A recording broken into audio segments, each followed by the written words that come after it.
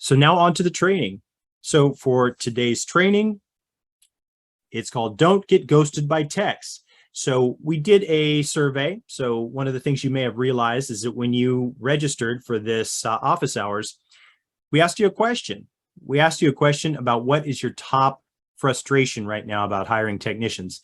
And the number one answer that we got was, it was actually twofold. One of them was getting technicians to respond. So respond to text messages and emails and calls. The second one was getting them to show up for interviews. So I wanted to share some of the strategies that we use in order to take care of both of those issues. So that's what we're going to talk about today. Can anybody relate to this? I had 10 people apply for the job and not one showed up for the interview. So one of our clients, when we first signed him up, that's what he told me. And that's one of the reasons why he signed up with us. And we are going to talk about some strategies today to make sure that that doesn't happen to you. So my goal today is that you'll leave knowing at least 4 exact steps that you can take to get more technicians to respond to emails, text messages, and calls, and show up for interviews.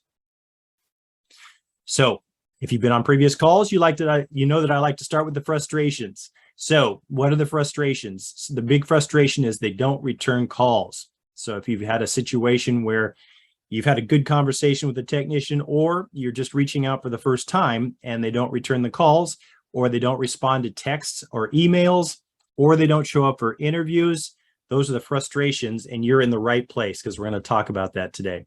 So what you'll get by applying these tactics. So you'll get more texts responding to your emails, you'll get more texts responding to your calls and texts, and you'll get more texts showing up for interviews, which adds up to less frustration from the hiring process overall. So you don't sue a friend. I just wanted to start out with something that I had actually come across quite a while ago. This was a study back in 2015. It was an article published in the American Academy of Orthopedic Surgeons publication, AAOS, and it questioned the common perception among doctors that medical malpractice lawsuits are filed due to greedy patients and aggressive lawyers, noting that less than 3% of all lawsuits of hospitalized patients who suffered an injury due to medical negligence actually file medical malpractice claims for their injuries. And research has shown that patients who liked their physicians tend not to file medical malpractice claims against them. Fascinating. Some poor performing doctors are never sued, while some highly skilled doctors are sued, and they're sued often. This article's author references the findings of a study that involved recording hundreds of conversations between patients and doctors. Half of the doctors in the study had never been sued for medical malpractice, and the other half had been sued for medical negligence 2 or more times.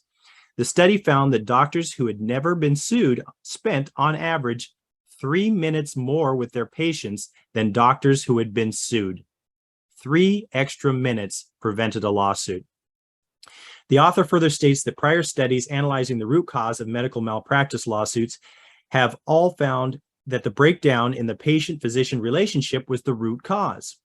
The patient felt that the physician did not listen, the physician did not speak candidly with the patient, the physician was thought to have attempted to mislead the patient, the physician failed to communicate risks and complications associated with the medical treatment, the patient felt that the physician was not available to the patient, and or the physician failed to understand the patient's perspective.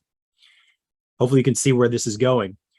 The author offers suggestions to help physicians avoid medical malpractice claims against them. 1, engage the patient. Listen not only to what is said, but also to what is not said, and resist the tendency to interrupt patients. 2, display empathy. Sit during office visits and avoid distractions, such as interruptions or cell phones. 3, properly educate patients. Discussions with patients should be at the level of their ability to communicate and understand. Drawings, handouts, and video materials can be used to assist patients' understanding. 4, enlist the patient, provide a roadmap of the treatment plan, keep treatment regimens simple, provide written instructions, and outline the risks, side effects, and anticipated out-of-pocket expenses. So can you see how this can be applied with your shop? So what we're talking about here is we're talking about creating a relationship with these individuals. So you can take that a step further, and you can really think about it from a perspective of, well, why would somebody ghost you? Why would a technician not call you back? Why would they not show up for an interview? Well, clearly there was no relationship that was formed. You don't stand up a friend. So if you called a friend and you said, hey, let's meet at this restaurant, or let's meet at this bar, or wherever, and they didn't show up and they didn't call and they just blew you off completely, I mean, how likely is that to happen? Well, it's not really likely to happen because you have a relationship, there's trust there, etc. So if the trust isn't built, if the relationship isn't built, it becomes very easy just to blow somebody off. There's other reasons too. We'll talk about those, but let's talk about just applying this tactic. So one, whenever you're talking with someone, this is just basic stuff. You want to remove the distractions. You don't want to be talking to other people at the same time that you have an interview or that you're on the phone with someone. You want to really listen. You want to put your phone on mute. If you're not on your mobile phone, you want to put it on mute. You want to make sure that you're 100% focused on the tech. You want to make sure that you're not interrupting them and that you're not interrupted. You also want to tell and show them what to expect on the job. So I'm going to show you something that some of our clients have used. I'm going to break out of the presentation here for a second, and I'm going to flip over to a cool little tool that we put together for some of our clients who have requested it. This tool is, it's a combination of things. Primarily, it's based on the work of Donald Miller. It's a mission statement and guiding principles. What we have done is we've done this for probably a half dozen shops, and this is a nice one-page document that you can send a text to anyone that you follow up with, and with a link. They can link right in here. They can view this document, or you can share it. You can print it out. You can share it. And what it does is it, on one page, very neatly, it describes the characteristics of your shop. It gives the mission, an exciting vision of where you're going, key characteristics of traits of successful team members, so people can get a feel for what it's like to work in your shop. They can get a feel for who the other types of individuals are in your shop. You can get a feel for the culture, critical daily actions. So here you get a good idea of what's expected. So a big part of building that trust, and a big part of why technicians and everyone essentially that doesn't show up for an interview, one of the big problems that happens is they're not exactly sure what to expect. They're not exactly sure what the position is going to entail, what's going to be expected of them. By showing them the critical daily actions, they get a real clear picture of what it's like on a day-to-day basis. So for here, I'm just going to read a couple of these because it's pretty important. It's telling. When we went through the process, I drew this out of Sean, and I'm sharing this with his permission. He did a really good job of articulating what's important. What are those critical daily actions that will make sure that you accomplish the mission? So communication. So anybody that comes to work in his shop really should be focused on communication. They should know that communication is going to be important. They're not going to be on an island by themselves, and they're going to be expected to communicate. Having a daily plan, thorough inspections and write-ups. And if that's not something that is attractive to a tech, it's going to be a problem, because thorough inspections and write-ups are a big issue here. And as a matter of fact, digital inspections are a big deal at this particular shop too. And I know that there are some technicians who don't like the digital inspection, so it's good to know that in advance. Knowing and keeping score. So Sean is very big on everybody knowing exactly where they stand. They've got big boards in the shop, in different areas of the shop. So they all know, their work in progress. They all know where they stand, and they all know what the numbers are. So that's very important. Knowing the status of everything, leftovers and cliffhangers. They make sure that they are keeping on top of that, and organized and effective meetings. So you can see right here, you get a very clear picture of what you're looking at when you go to work in this shop. And that gives potential candidates a nice way to be able to project into the future and say, okay, that's the type of environment that I would thrive in, or maybe that's the type of environment that I would not thrive in. And it kind of locks them in and gives them a little bit more skin in the game, so to speak, in terms of following through with the interviewing process or not. And either way, it's if somebody counts themselves out earlier in the process, I mean, quite frankly, it saves you a lot of headache, and it allows you to focus more of your time and energy on candidates who would be a better fit. So it's all a good thing to be able to share this type of information. And then we've got the story pitch. The story pitch is just a quick story that describes why the owner is doing what the owner is doing, what the team is working toward. And we took a lot of time to really get this right for Sean, because this is important, because it gives you just a thumbnail sketch of the entire business just in a paragraph. And we said here, most people don't know a lot about cars, but they do know that when they're without their vehicle, their life stops. When someone finds an honest repair shop that exceeds their expectations and is pleasurable, convenient, and efficient, it can transform their life. We remove the complexity and uncertainty from auto care by educating our customers and taking full accountability for all their automotive needs, because no one should be confused about how to maintain a safe and reliable vehicle. So can you see there how this changes things around, and it communicates that the owners, the leadership of this particular business have thought a lot about what they are doing for the community. This is how you communicate that you're special, that you're different, that you're unique. And this also is how you communicate to the right candidates that this is the culture that they would be part of. So if you send a link to this particular document, now all of a sudden what's happening is you're different. You're setting yourself apart from every other interview that they've had or every other communication that they've had with a shop, and it sticks in their mind. You want to take up a little spot of real estate in their mind so that when you reach back out to them, they remember who you are. They remember your shop. They remember that this is something that they haven't heard a million times before. And by the way, that's one of the comments that we get. I've interviewed dozens and dozens and dozens of techs. And one of the things that I hear that comes up over and over again is, you know what? All shops are the same. They all say the same things. They all will tell you anything that they can to get you into the door, and you never know really what to expect until you go to work for the shop. So whatever you can do to set yourself apart, to show that you're different, is very important, and it will stick in their minds so that when you make that outbound call, when you schedule that interview, they will respond. Very important. And then the theme is just kind of wrapping it all up into one sentence. With the right information and support, it's easy to be confident in the choices you make when servicing your automobile. So again, this is a one-page document. Donald Miller's book, Business Made Simple, is the book. If you want to get it, I highly recommend walking through this process. It'll help you gain a lot of clarity. And this is just a nice visual piece that you can share when you're either before the interview process or even in the interview process. It's a nice piece to share to show that you're unique and different. So let's flip back into the presentation here.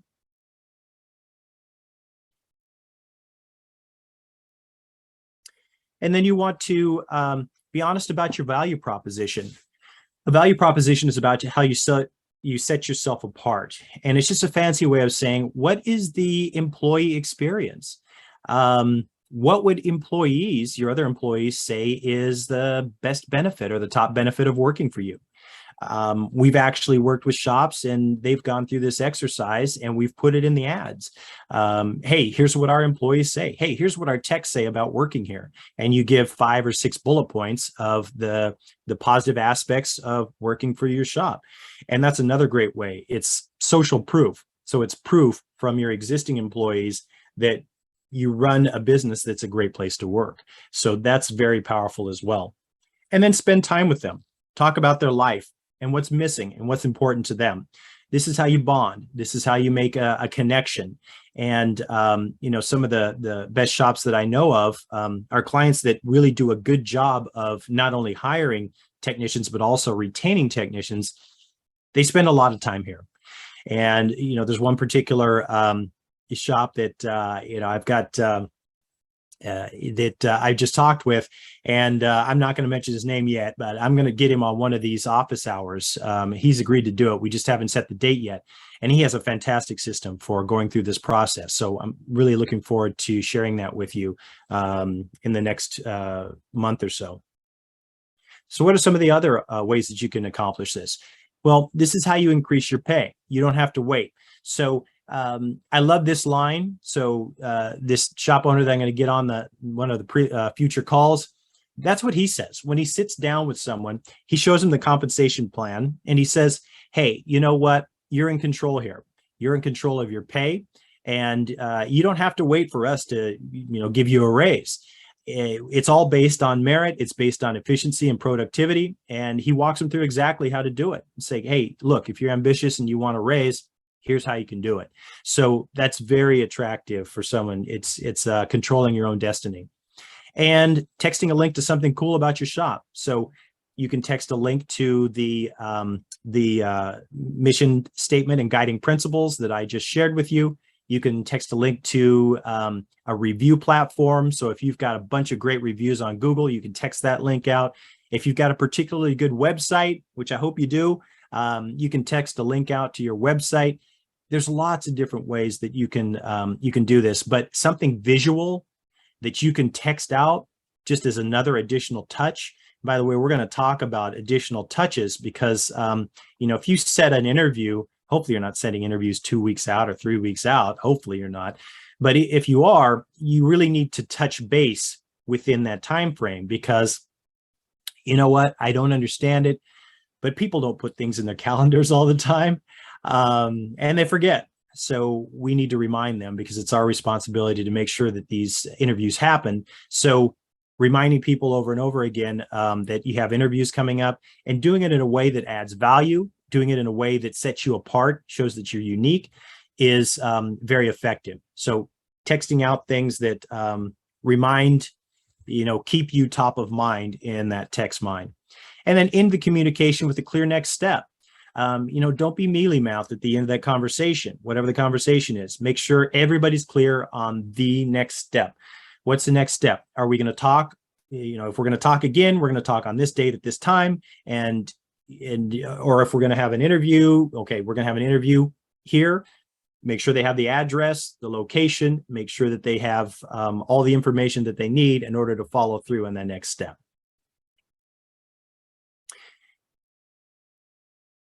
So this is a very interesting statistic, and I've talked about this before in some of my my other presentations because I just couldn't believe it when I first heard it.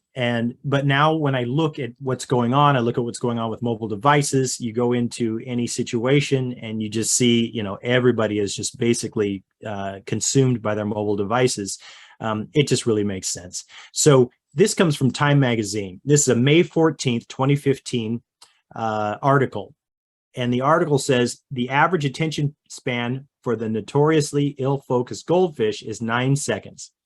But according to a new study from Microsoft Corp, people now generally lose concentration after 8 seconds, highlighting the effects of an increasingly digitalized lifestyle on the brain. And this is back in 2015, remember. And researchers in Canada surveyed 2,000 participants and studied the brain activity of 112 others using electroencephalograms, EEGs. Microsoft found that since the year 2000, or about when the mobile revolution began, the average attention span dropped from 12 seconds to 8 seconds. Heavy screeners find it difficult to filter out irrelevant stimuli. They're more easily distracted by multiple streams of media, the report read. On the positive side, the report says our ability to multitask has dramatically improved in the mobile age. Microsoft theorized that the changes were a result of the brain's ability to adapt and change itself over time, and a weaker attention span may be one side effect of evolving to a mobile internet. The survey also confirmed generational differences for mobile use. For example, 77% of people aged 18 to 24 responded yes when asked, when nothing is occupying my attention, the first thing I do is reach for my phone, compared to with only 10% of those over age 65. All right. So let's unpack this. What does this mean? So basically, nobody's paying attention. Basically, there's so much noise. The signal to noise ratio now is just unbelievable.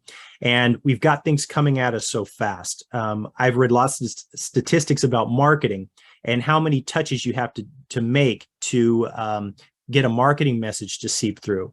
It used to be 7 back when Dr. Jeffrey Lenz did a study, I believe it was in the late 50s. He did a study that your marketing message had to land or be seen by your target customers 7 times for it to finally sink in. Well, that was back then. Now, marketers say that you need to have your message heard 30, 40, 50 times before it ever sinks in. So that's why you see all this repetition in advertising. Well, guess what? When you're making outbound calls, when you're making outbound text messages, outbound emails, you're all part of the noise. So what you want to do is you want to set yourself apart.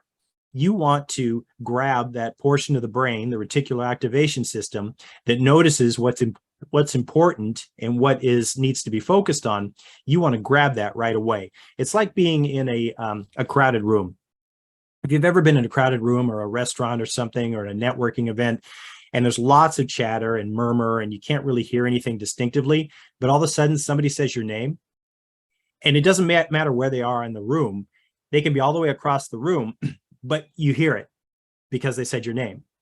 And another example is they say that when you have a baby, and when a mother has a baby, and even if the baby's in the other room, she can be in a deep sleep, but if that baby starts to cry, boom, she's up right away, because that's something that is important. It's something that the brain filters out everything else. It filters out, street noise and the air conditioner or the fan and, maybe the TV and whatever else is going on. The brain filters all that out and focuses on what's important. Well, how do we get our message to be important to text? Well, what do you say to break through the noise? Well, this is what we say, and this has been very, very effective for us. It's just that very first line. RE, regarding, auto technician job. Hi, Bill. I took a look at your resume and we have a position I think you'd be a good fit for. So, the message goes on after this, but the most important part is that very first line. RE, semicolon, auto technician job. RE, colon, auto technician job. What does that do? So what that does is, if you picture your phone, so you have your phone, and you get a text, you only see, the first part of that text, when on your notifications. It's the same with an email. You get an email and you only see the first part. You may see the subject line. Well, guess what? That's a great subject line as well. So now all of a sudden, when somebody looks at their phone, when somebody looks at their email, they're not saying, it's not saying, hi, this is John Smith over at, Bill's Auto. I mean, that could be anything. That could be, it could be an ad. It could be, some spam. It could be, who knows what it is.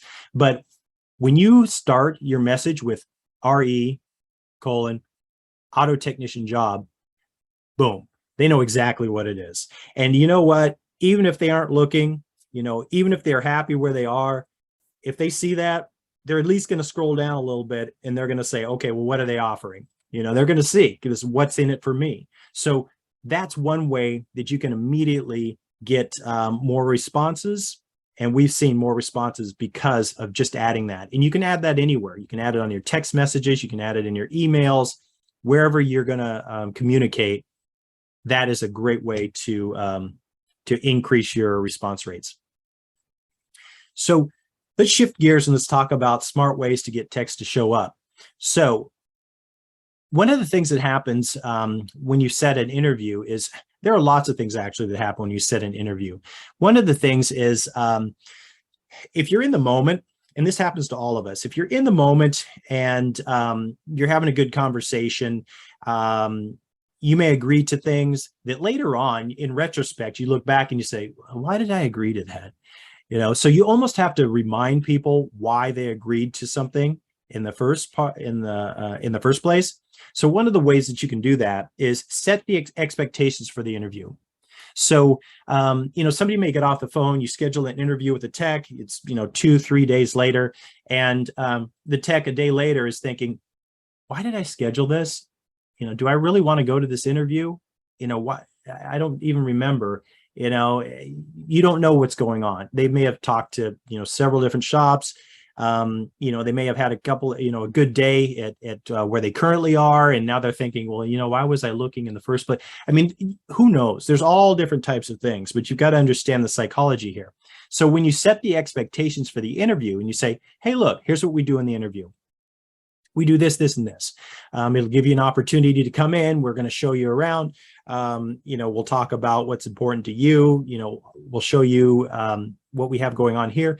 It doesn't have to be complicated. It doesn't have to be involved. It's just a matter of setting the expectations so they know what to expect when they show up for the interview. That will increase your show rates. The next one is working around their schedule. So we have a client, and he shared a really great tactic that works for him. He has evening meetings. He says, what? I realize that, techs work during the day. I realize that. So I say, just swing by after you get off work, and I'll stay a little bit late, and we'll have a chat. Things will be quiet, and, it'll be uninterrupted. And, it's an opportunity to meet, so that they don't have to take time out of their day. And he says, what, techs really appreciate it. And, it shows respect, and it also increases his interview rates. So that's another option. Another option is give the mobile number in case of a conflict. You know what? Stuff happens. So if something happens, picture this scene. Something happens, whatever it is. Something happens with the kids, something happens, they get in an auto accident, you have to stay late at work, whatever happens. They don't have the number handy.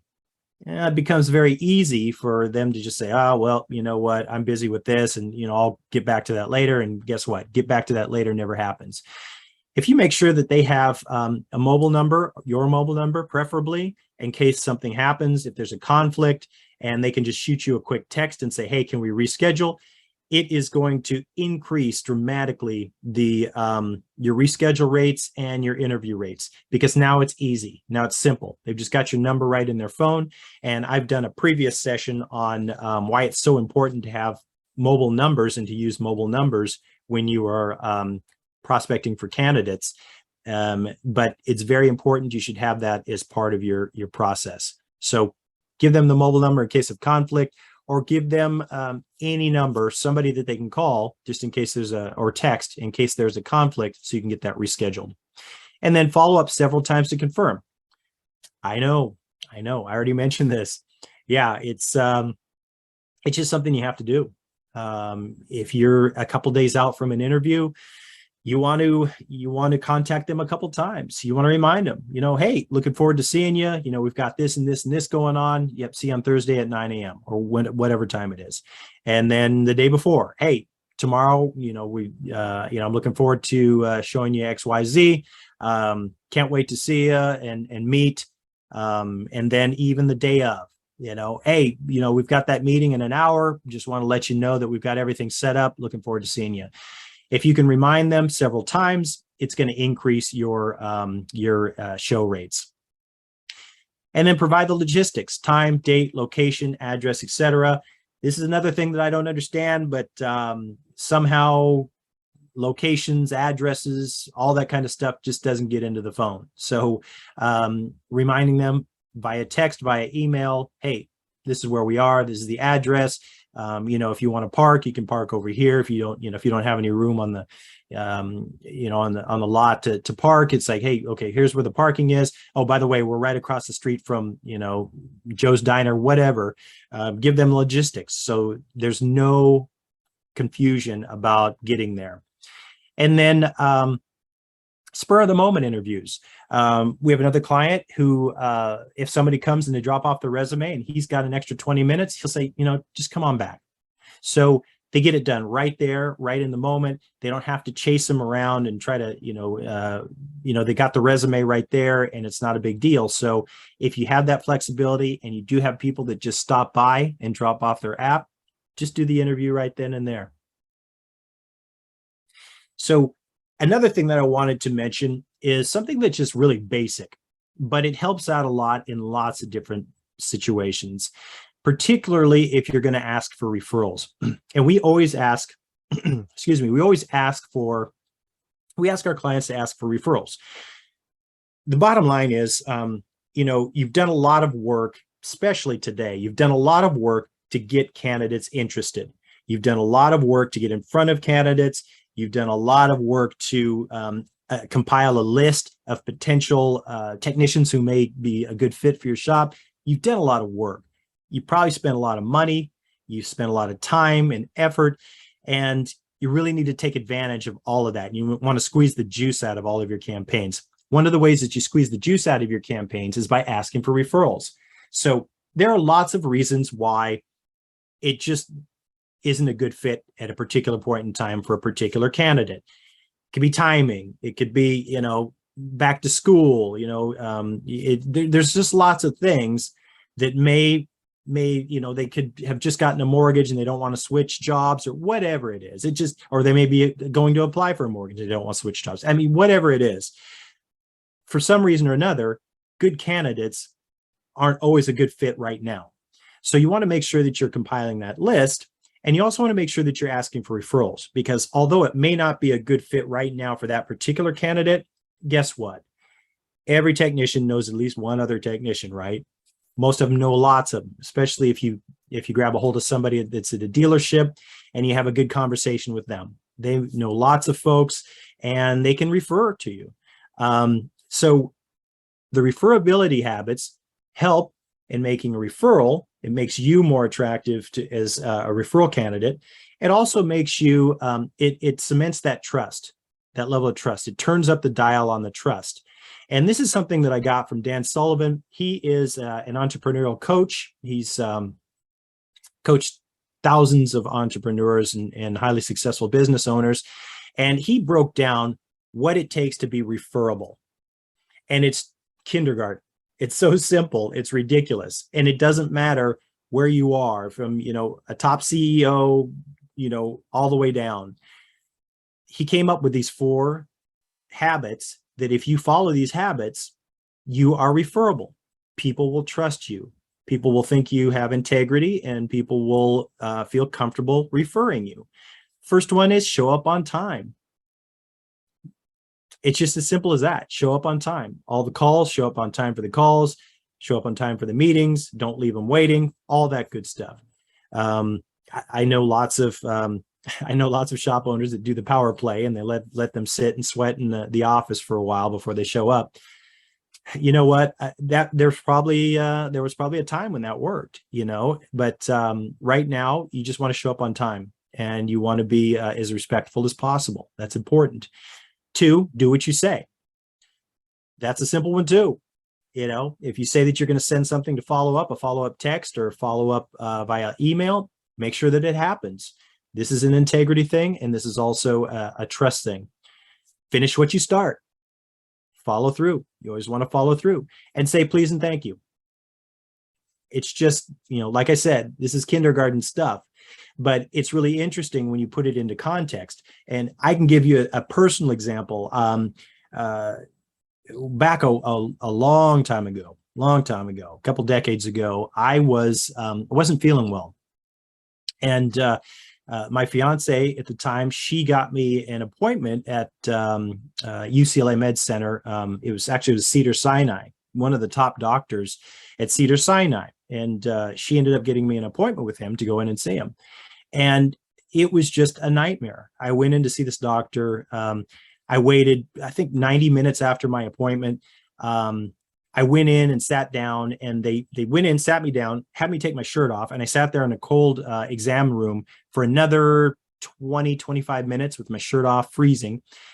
Then he waltzes in with an intern. And I said, hey, my fiance had done a story with this news program with his professor from med school. And that's how she ended up getting me in to see this guy. And so I mentioned it, kind of to break the ice. Never makes eye contact with me, looks at the intern and says, oh yeah, a real, he's just a real, yeah, I can't remember what he said exactly, but he's like, this guy's a real crank or a real tool or something like that. And, has a little laugh with the intern, never makes eye contact with me. He's looking at his checklist. He asked me a couple of questions, and then he hands the clipboard to the intern and says, order this, and this, and left. Was in the room maybe 45 seconds. So I'd waited all this time. I got no acknowledgement. I didn't get to ask any questions, basically nothing. So I went out, and then I had to pay I had to pay the office visit fee. And I'm standing there writing out this check for the office visit because it was out of network from my insurance. And I'm sitting there writing this check, and I'm thinking, what just happened here? And it left a really bad taste in my mouth. And I knew that this doctor was one of the top doctors in Los Angeles. I knew he was one of the top doctors at Cedars-Sinai. I knew that he probably would be he probably would be able to help me. But if you'd asked me if I would refer him to someone else, I would say absolutely not. There would be no way that I would send a family or somebody I loved or a friend to go see that guy and go through what I went through. I would not do it. So it's very interesting. Super competent, all the accolades, all the top medical schools, all this. But because he didn't show up on time, because he didn't say please and thank you, did he do what he said he was going to do? Well, I don't know. He handed the clipboard to the intern. Is he going to finish what he starts? Who knows? But I didn't care. I wrote out my check and I left, and I never went back. I went to another doctor, and that really gives you an idea of what these referability habits are all about. So I highly recommend that you consider putting these into practice.